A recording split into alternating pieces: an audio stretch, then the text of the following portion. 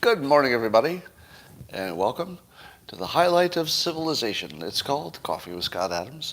Gets better every time. Can you confirm that? Yes, you can. It's the power of the crowd. They've already convinced you. Now, some say it's just a placebo. Some people say that Coffee with Scott Adams makes you think you're happier, but what if you're not? And I say those people are idiots, because if you think you're happy, damn it, and I don't care what Joe Biden tells you. So let's take it up a notch, because we can. All you need is a cup or mug or a glass, a tankard, Chelsea Stein, a canteen jug or flask, a vessel of any kind. Fill it with your favorite liquid. I like coffee. And join me now for the unparalleled pleasure. It's the dopamine hit of the day. It's the thing that makes everything better except the war in Ukraine. And Laurie Pasavic, that's a funny last name in the sense of funny that it sounds familiar. Sounds like a family member to Jack. But I digress. Join me now. Sip.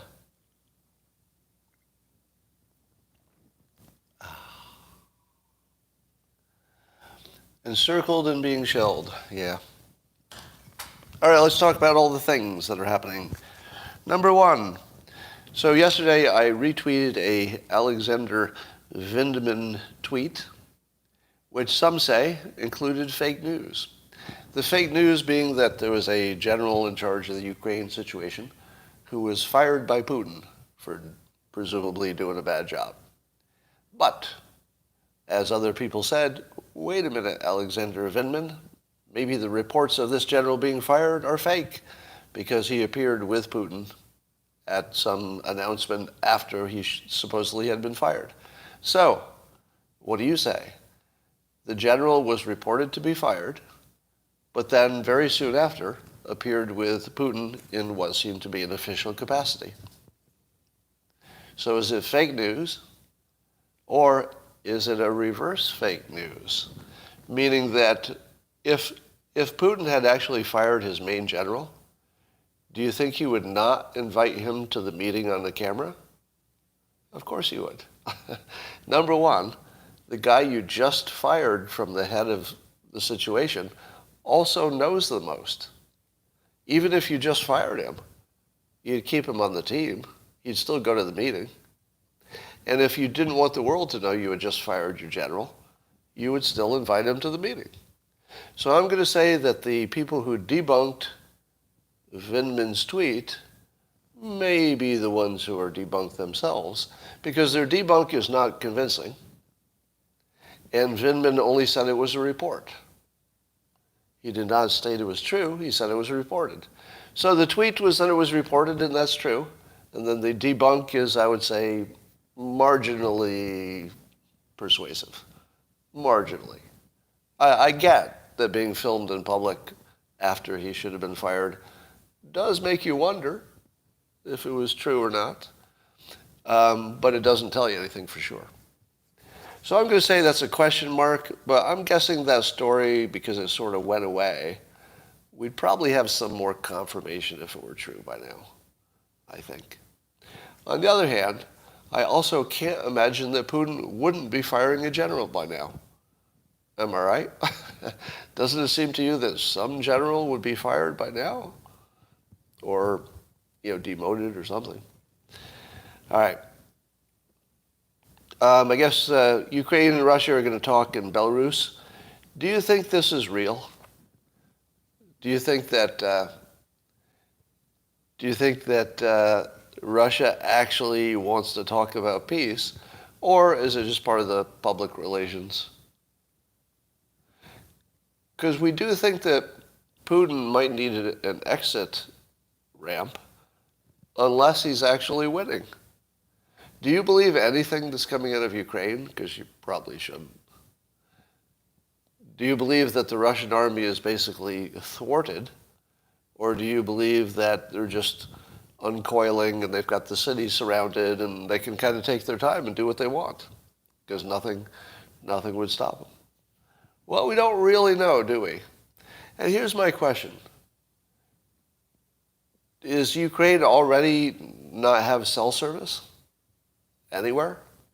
Is the entire Ukrainian mobile phone network already down? Can somebody tell me that? That feels like that should be in the news all the time, if it is. Do they have access to the internet? They can still upload videos. So if you've got a population center that's full of people with smartphones, and the population centers are being attacked, why are we not really seeing much in the way of video? Should we not be seeing almost unlimited video, like people cowering down but sticking up their phone to record things? So somebody says we are, but I'm not. Like, what news source are you watching? Check Reddit, somebody says. Well, I also worry that things that are labeled to be from there are fake. You'll see a lot today. I don't know. But don't you have a question about that? It just does seem like, first of all, why are the phone networks working? And if they are, it doesn't make sense we're not seeing a lot more video. Because even the sources that I look at would still have those videos. Yeah. So I guess that's a big question. Here's a question I asked. Apparently this was a plot for the TV show Silicon Valley, but I didn't know that. Is there a way to make, in an emergency, is there a way to make your mobile phones a mesh network of some sort? So that as long as you were close enough to somebody else who had a phone, your signal could hop to their phone before it finds another way out? Is that a thing? It doesn't have the software, of course, but could it? The mesh needs to be in every app. If the camera's pointed in the right direction. Stuxnet. Think they do that on cruises? I don't think they do they? Tethering? All right, so I guess we don't know that, but a company called GoTenna does that, somebody says. Meshtastic. All right, so I guess the open question is there a way that despots could be thwarted from turning off networks because the phones just turn into a mesh network on their own? It feels like we should be working on that for disaster, right? See Elon Musk tweet? Well, I know about Starlink, but you need a certain kind of terminal for that. That's not going to help you if you don't have the right equipment to use their network. We already have Meshtastic and low-rod devices. Yes, you can use your phone with those through BT. Okay, interesting. So maybe there's something there. Question, do you think that the experience in Ukraine so far is making China more or less confident that they could take Taiwan? I feel like China is watching this and saying, uh-oh, you can't really move massive equipment into any place that has drones or any place that has modern technology. Right? Because the whole process of occupation requires lots of heavy equipment, weapons and troop carriers and tanks, and I don't think there's any world anymore in which that kind of equipment can make it into the country unmolested. I mean, I think it would just be turned to burning embers somewhere on the highway toward the metro centers. So we'll talk about that a little bit more. Do you remember when the military said that the biggest threat to the U.S. military was climate change? And a lot of people snorted and said, come on, you're being all politically correct there. That can't be the biggest military threat. And then we find ourselves looking at Putin putting his nuclear forces on alert because of Ukraine, which is largely because, or at least partly because, the way we manage energy in the United States, which is partly because of climate change narrative. So indeed, maybe not in the way that was imagined, but climate change actually literally became our biggest military problem because of the way it works through the system and makes Russia richer and that emboldens them. So I didn't see that coming. Are you seeing any reports that Russia is holding a major city in Ukraine? Because the standard news is saying no, right? But I'm also seeing Russian trolls on Twitter saying that, some city fell. Now, is anybody else getting a lot of Russian troll action? Because I am. I'm getting obvious Russian operatives who are tweeting at me. I mean, they're just really obvious. Now, is everybody getting that, or are they targeting people who just do some kind of public commenting? Why assume they are trolls? Because they have completely different information, and it's obvious disinformation. I'm not even going to tell you what they're saying, because it's pretty obviously disinformation. Yeah, I think I might be a target, but it could be just a general approach. Who knows? I remind you again that I might be the only person who said prior to the invasion that if there was an invasion, which, by the way, I predicted incorrectly, because I said, there's no way there's no way Putin thinks this could pay off. Right? So I got that wrong. But I was making an assumption that he was operating rationally.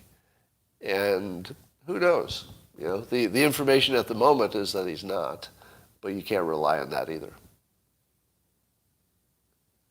Oh, you are a bad person there. Let's get rid of the bad person who's putting the bad words here. Remove. Sorry about that. Sorry you had to put up with that.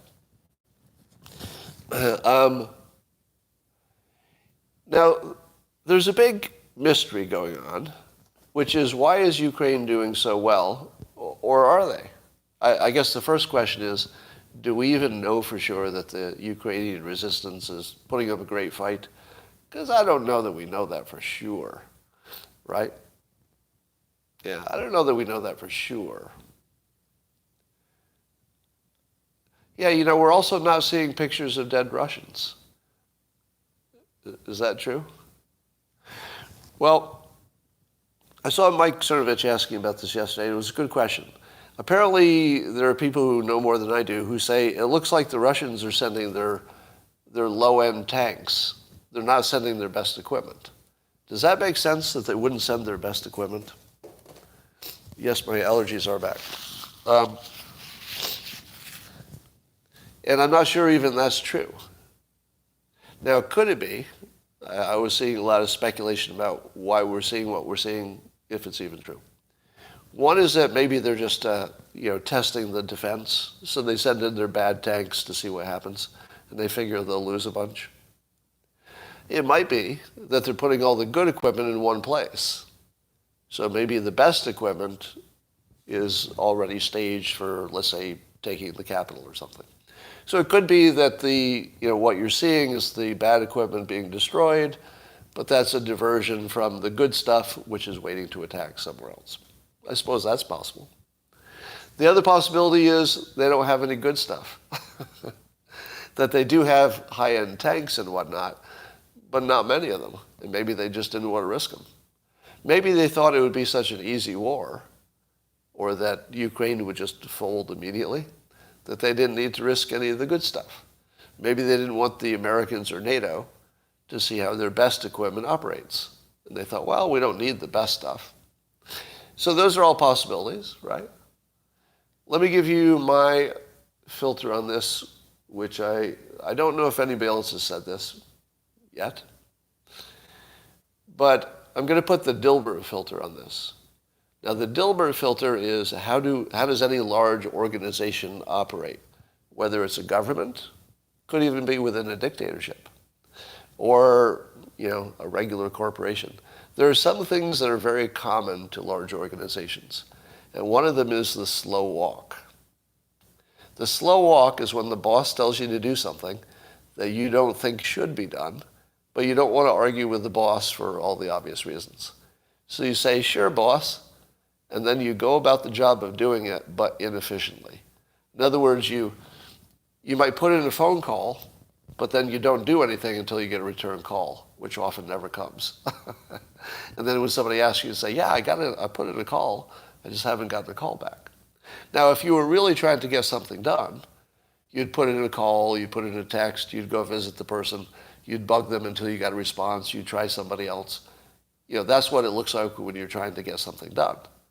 But when you're slow walking, you do what you're told to do, and you just make it look like you're following orders. To me, it looks a lot like the generals are slow walking this because they don't want to win. And one reason that they might not want to win is that they think Putin has lost it. And if they lose the war, then they can have a justification for taking Putin out. A palace coup, as it were. At the moment, correct me if I'm wrong, Putin is still wildly popular in Russia. And taking Ukraine, I think taking Crimea brought him to like 80% popularity, didn't it? At least for a while. Who knows if those numbers are accurate. But there's no way that anybody could take Putin out unless they degrade his, let's say, his reputation. Are the generals slow walking the war because they have no reason to win? There's nothing in it for them. And their best play, if they think Putin has lost it and that he's actually just dangerous at this point, they might try to slow walk the war and not try to win. There's huge corruption in the Russian army. Yeah, I don't know if that plays a part in it.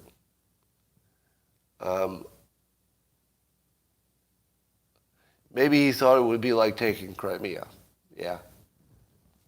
Now let's talk about why it's not. Have you all seen some drone footage of what looks like Ukrainian operated drones? I think they're Turkish by design. And I asked how many they have and how many would it take to stop a Russian incursion. Well, the big variable here is the Russian anti-aircraft defenses. So presumably, so I'm not a military person, so correct me in real time as I go, right? I'm just saying some things that sound logical, but they may not be militarily sound. That I would think that the only defense the invading army would have would be ground-based anti-aircraft. So if a serious military drone came into their airspace, they would try to shoot it down with anti-aircraft. Am I right? If the drone or some other kind of weapons took out their ground-based anti-aircraft, which would be easy to identify, because apparently they just come in a big highway during the daytime. If you're looking down from above with satellites or anything else, drones or satellites or who knows, can't you just see them? And you're also talking about jamming equipment. Couldn't we just see the jamming equipment? And then couldn't we take that out first? So here's the real question. Could we take out their jamming and anti-aircraft so soon that they would come into the country naked? In other words, it's the only thing you target. As soon as the convoy comes across the bridge, you take out their anti-aircraft, and then here's the genius part. You let them in. But you let them in naked, because they wouldn't have anti-aircraft. You took it out first. Once they're in, and it's hard for them to go back, you just pick them off. And here's the real question. What kind of hardware or equipment would it take to make sure that you could take out their anti-aircraft on the ground before they can take out your whatever it is that's taking out the anti-aircraft? Do you think that might have been maybe some American equipment involved in that? I don't know if there would be an American operator, but there might be American equipment involved in that somehow. So, I do believe that it wouldn't be hard for ground-based anti-aircraft or jamming to take out a drone. But if we had missiles that could be guided onto an incoming transport, let's say you had a spotter. This is a real thing, right? Correct me if I'm wrong. If you have special forces and they have a visual sight of an incoming convoy, doesn't the special forces just put a laser tag on whatever they want to blow up, and then a missile arrives from some distant place, and it follows the laser pointer to the exact target? Right?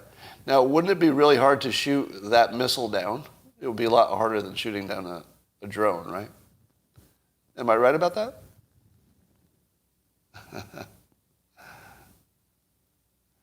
So I don't know what technology we have for blowing up anti-aircraft stuff on the ground, but I would guess if you could see it, that's all you need. If you have modern equipment and you have a visual sight on it as it comes in, isn't it gone? I mean, it's pretty much gone if you can see it, right? And then once that's gone, I feel like you can just pick them off. So how many drones does, these high-end drones, how many of them does Ukraine manage? I looked that up. Somebody said 10. I saw an article that said 20. You know what the real answer is? How would we know? Would we really know? And if they had 20 on Saturday, how many did they have on Sunday? Because they fly, right? I mean, I don't know how hard it is to deliver a drone to a war zone, given that they fly. But Ukraine seems to have lost 5 drones, somebody says. You know, everything's fog of war, so we don't believe it. An Apache helicopter would work. Would work for what? Yeah. So, all the videos about Russia losing are in Telegram. But that would also suggest they're not real. Because if they were real, they would jump from Telegram to the regular news pretty quickly. Because the regular news would love to show that story of Russia losing. So there's something not tracking here. Well, there's a lot not tracking. So here's my hypothesis. That in addition to all the stingers, you know, what about one of those anti-tank weapons?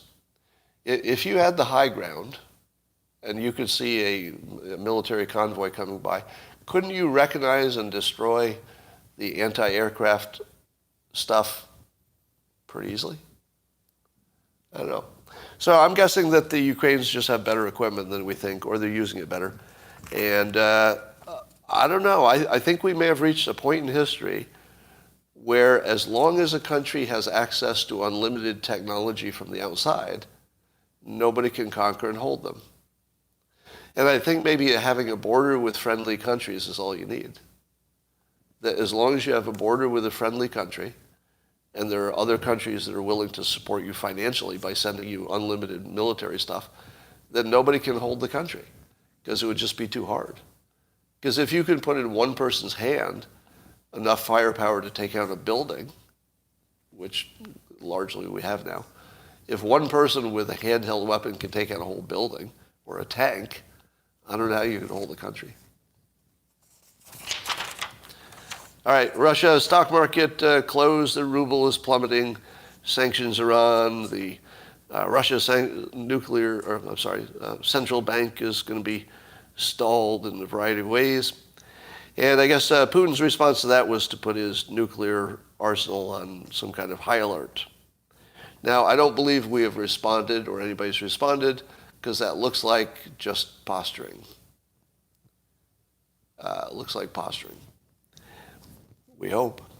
But here's the question. I'm still seeing the two world reporting. One is that the sanctions are too weak and Putin will just ignore them. And the other is the sanctions are devastating. Why don't we know that? Don't you think that would be like a basic thing to know about this story? Maybe the most basic thing. The most basic thing about the story is, are the sanctions really going to make a difference? Like, are they the type that would make a difference? And apparently we don't even know that. Apparently we don't even know that. Yeah, so SWIFT is kicked in as, at least partial problem there. Some people say, hey, crippling 80% of Russia's banks will plunge them into economic despair. And then other people are saying, Well, Putin only needs 20% of the banks, and he can do whatever he wants. So, but I don't think that's true either. Yeah, we're still buying Russian oil, which is just the weirdest thing. But I suppose if they're willing to sell it to us at a good price, we should buy it. We should buy it.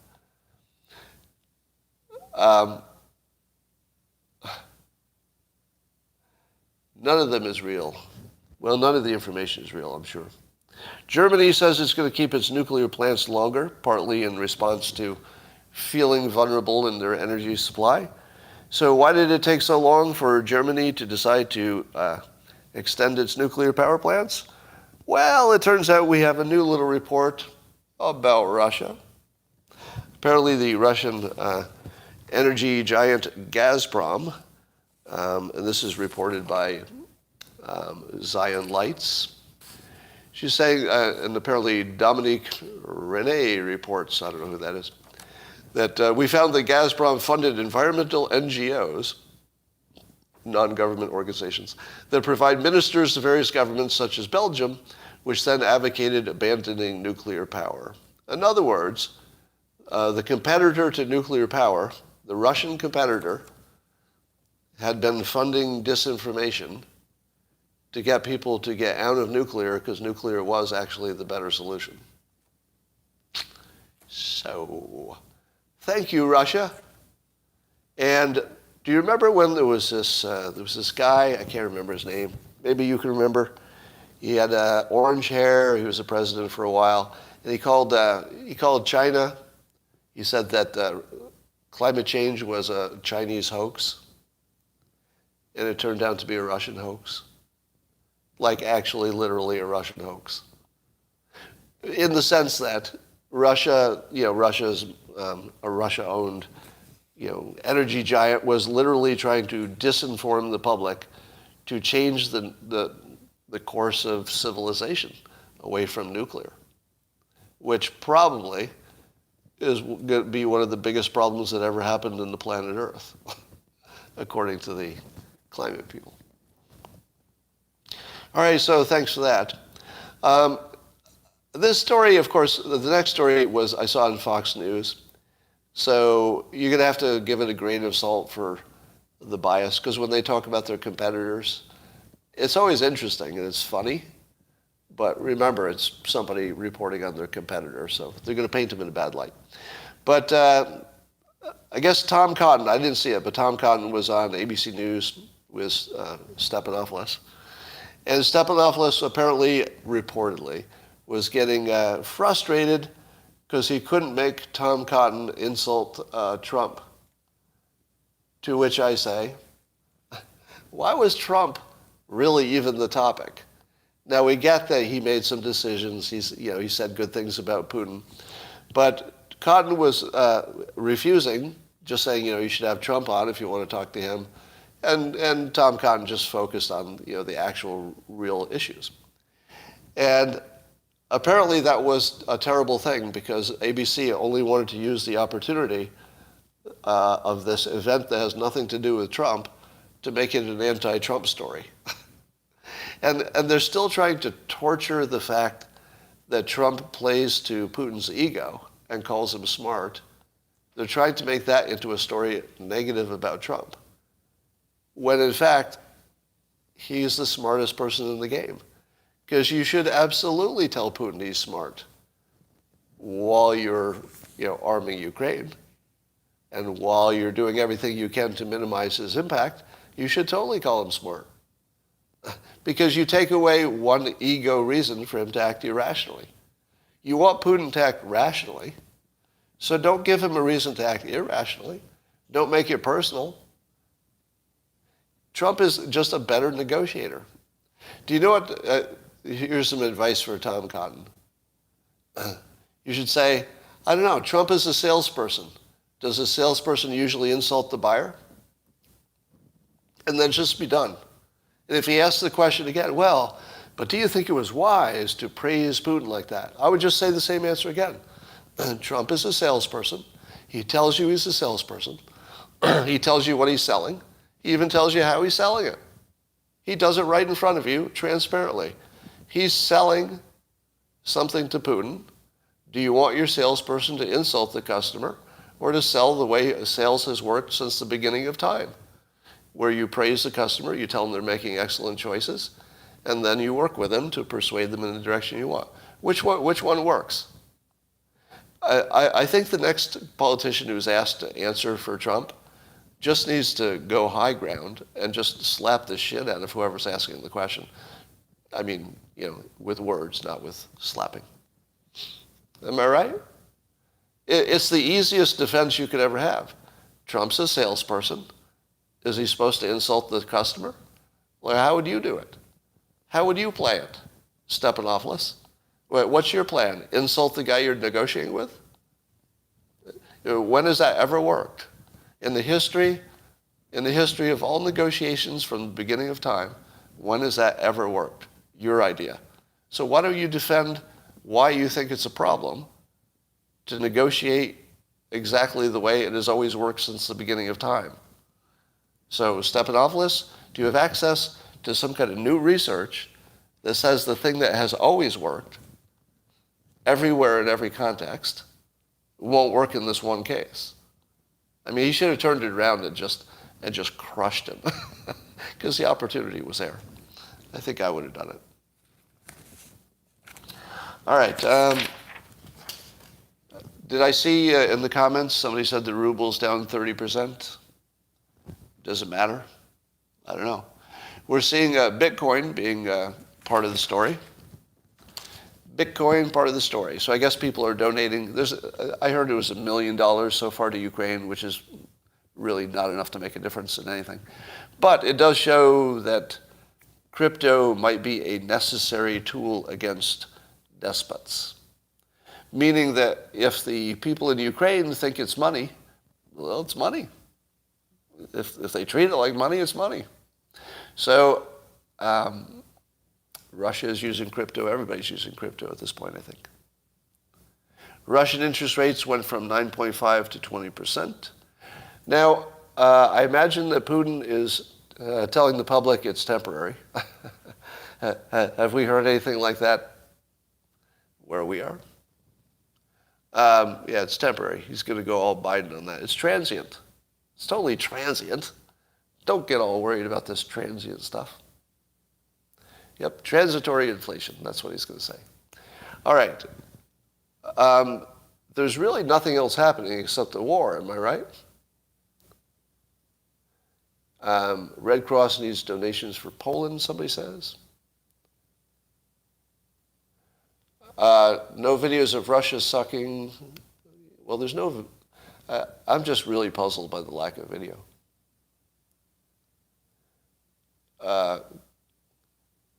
Yes, and does it seem that COVID was cured by war?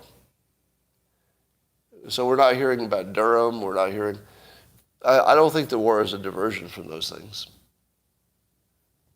Yeah, the trucker convoy. We're not hearing about anything. New York City is lifting vax passports March 7th. Now, I saw a headline about schools no longer needing masks either now or very soon, but that's not true, is it? That was fake news, right? Because my local school still has masks, as far as I know. What do you expect from the State of the Union? Is that tomorrow? When is the State of the Union? Tomorrow? Or is it today? Tomorrow. Well, I would agree with what I saw in the news, that Biden is probably rewriting the State of the Union, and he might rewrite it right up to the moment of the speech itself. Because I think events in Ukraine are going to have to be mentioned in their most current form. And who knows? In 24 hours, who knows? Now, well, yeah, somebody's writing it.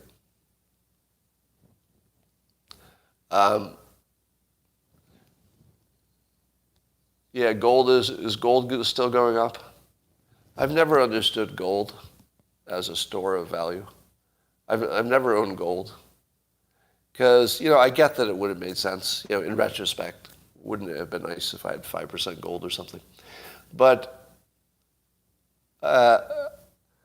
I've never understood it because gold is the one thing that could go to a very low price very quickly.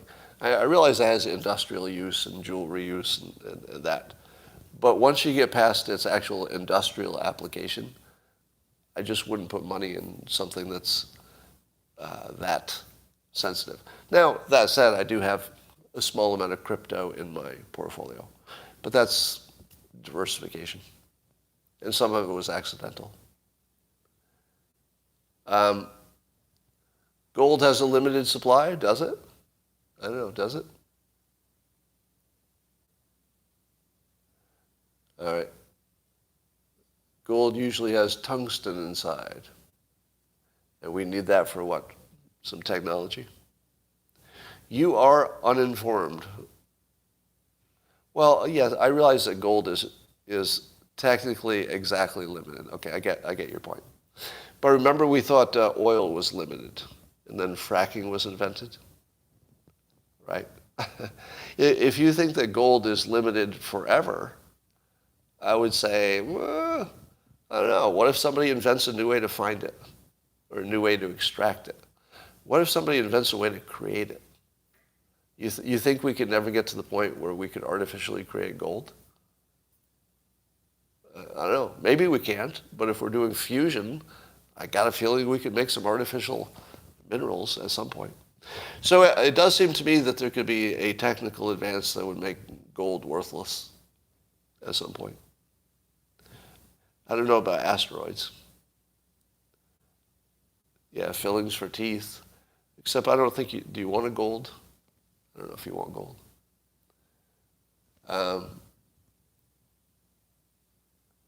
So Maya is saying that the MSM's narrative is Ukraine is a helpless victim, hence no videos of Russia losing. So, I don't know who's a Ukrainian troll or a Russian troll, but anybody who has some confidence that they know what's happening in these cities, I'm going to assume is a troll. Is that fair? Anybody who has confident current predictions about what's happening in Kiev or Kharkiv, I would say I wouldn't believe anything that somebody said about those places at the moment. Maybe in 48 hours we'll know what happened 2 days ago, but I wouldn't believe anybody who says they know what's happening right now. None of that sounds real. All right. The fence in D.C. is being put back up. I wonder what that's about. Or maybe the State of the Union. The ruble has been renamed the rubble. Oh, now there's wow. The ruble is rubble. I'm sure somebody's thought of that one before, but I like it. Convoy, so the trucker convoy is heading to D.C. Is that worth doing? I don't even know what mandates are left. What mandates are left? I don't even know what they're fighting at this point in the United States. It's a trap. Yeah, I can't say I'm necessarily in favor of a U.S. trucker convoy. I'm not against it. I would be uninformed, but I don't know what are they trying to get that isn't going to happen on its own anyway? All right. Yeah, I don't know what that's about. So Babak Tagavi has good videos, you say? All right. That's all I got for today, so I won't babble anymore. And I will let you go. And shall we talk again tomorrow? Anybody? Yeah. Kaylin says, Jesus, Scott has absolutely no idea of what's going on. Kaylin. You may have heard that sometimes I say harsh things about people who make comments of this nature, very much of the nature of the comment you're making. In the past, I do have a history of going off on people who say things like that. Because first of all, you fucking idiot. That's what I'm saying.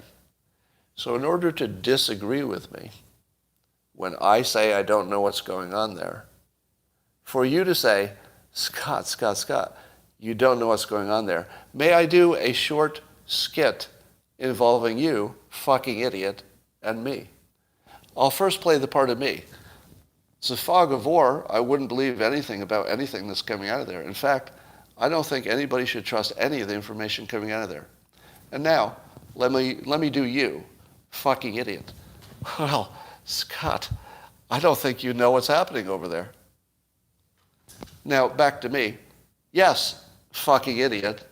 That's exactly what I just fucking said, you dickhead piece of shit. Well, Scott, I think maybe you should do your own research. Okay, you're agreeing with me really, really hard here that I don't know what's going on, and I don't know how to say it in a way that's different and will get through to your thick skull, which is apparently entirely skull material and no brain whatsoever on the inside. I guess you don't know what's happening in Kharkiv. Okay. All right. That's all I got for you today. Thank you for the comments. And by the way, I don't know if you caught on to this, but I don't know what's happening over there in Ukraine. I know. Surprising admission. See you tomorrow.